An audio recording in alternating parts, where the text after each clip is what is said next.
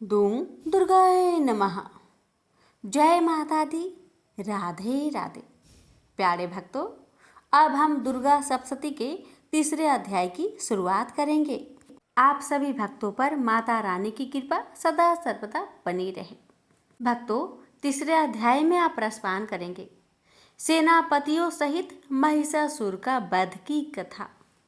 महर्षि मेधा ने कहा, महिषासुर की सेना नष्ट होती देखकर उस सेना का सेनापति चिछूर क्रोध में भर देवी के साथ युद्ध करने के लिए आगे बढ़ा।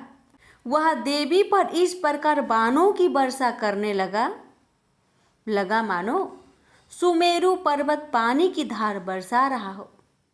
इस प्रकार देवी ने अपने बाणों से उसके बाणों को काट डाला तथा उसके घोड़ों व सारथी को मार दिया।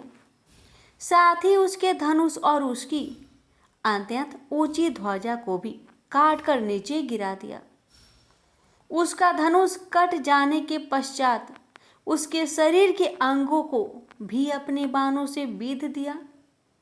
धनुष घोड़ों और सारथी के नष्ट होने पर वह असुर ढाल और तलवार लेकर देवी की तरफ आया। उसने अपनी तीक्ष्ण धार वाली तलवार से देवी के सिंह के मस्तक पर प्रहार किया और बड़े वेग से देवी की बाई भुजा पर वार किया, किंतु देवी की बाई भुजा को छूते ही उस दैत्य की तलवार टूटकर दो टुकड़े हो गए। इससे दैत्य ने क्रोध में भरकर शूल हाथ में लिया और भद्रकाली देवी की ओर फेंका। देवी की ओर आता हुआ वह शूल आकाश से गिरते हुए सूर्य के समान प्रज्वलित हो उठा। शूल को अपनी ओर आते हुए देखकर देवी ने भी शूल छोड़ा और महाअसुर के शूल के दो टुकड़े कर दिए और साथ ही महाअसुर के प्राण भी हर लिए।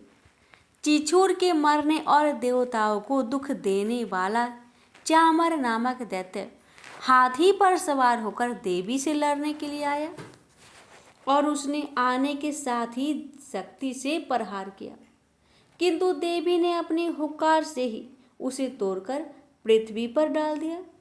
शक्ति को टूटा हुआ देखकर दैत्य ने क्रोध से लाल होकर शूल को चलाया, किंतु देवी ने उसको भी काट दिया। इतने में देवी का सिंह उछलकर हाथी के मस्तक पर सवार हो गया और दैत्य के साथ बहुत ही तीव्र युद्ध करने लगा और फिर वह दोनों लड़ते हुए हाथी पर से पृथ्वी पर आ गिरे और दोनों बड़े क्रोध से लड़ने लगे। फिर सिंह बड़े जोर से आकाश की ओर उछला और जब पृथ्वी की ओर आया तो अपने पंजे से चामर का सिर धड़ से अलग कर दिया। क्रोध में भरी हुई देवी ने शीला और वृक्ष आदि की चोटों से उदग्र को भी मार दिया। कराल को दांतों, मुख को और थप्पड़ों से चूर्ण कर डाला। क्रोध हुई देवी ने गदा के प्रहार से उद्धत दैत्य को मार गिरा दिया। बिंदीपाल से बाष्कल को, बाणों से ताम्र तथा अंधक को मौत के घाट उतार दिया। तीनों नेत्रों वाली परमेश्वरी ने त्रिशूल से उग्रासय, उग्रवीर्य और महामनु नामक राक्षसों को मार गिराया। उसने अपनी तलवार से बिडाल नामक दैत्य का सिर काट डाला तथा अपने बाणों से दुर्धर, दुर्मुख दोनों राक्षसों को यमलोक पहुंचा दिया। इस प्रकार जब महिषासुर ने देखा कि देवी ने मेरी सेना को नष्ट कर दिया, तो वह भैंसे का रूप धारण कर देवी के गणों को दुख देने लगा।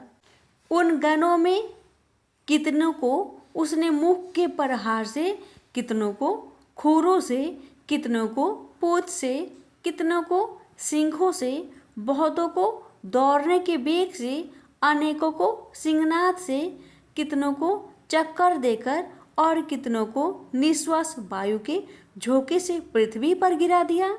इस प्रकार वह दैत्य गणों की सेना को गिरा देवी के सिंह को मारने के लिए दौड़ा। इस पर देवी को बड़ा गुस्सा आया। उधर दैत्य भी क्रोध में भरकर धरती को खुरों से खोदने लगा तथा सींगों से पर्वतों को उखाड़ उखाड़ कर धरती पर फेंकने लगा और मुख से शब्द करने लगा। महिषासुर के वेग से चक्कर देने के कारण पृथ्वी क्षुब्ध होकर फटने लगी। उसकी पूंछ से टकरा कर समुद्र चारों ओर फैल गया। हिलते हुए सिंहों के आघात से मेघ खंड खंड हो गए और श्वास से आकाश में उड़ते हुए पर्वत गिरने लगे। इस तरह क्रोध में भरे हुए राक्षस को देख चंडिका को भी क्रोध आ गया और वह उसके मारने के लिए क्रोध में भर गई। देवी ने पास फेंककर दैत्यों को बांध लिया। उसमें बध जाने पर दैत्य का रूप त्याग दिया और सिंह का रूप बना लिया।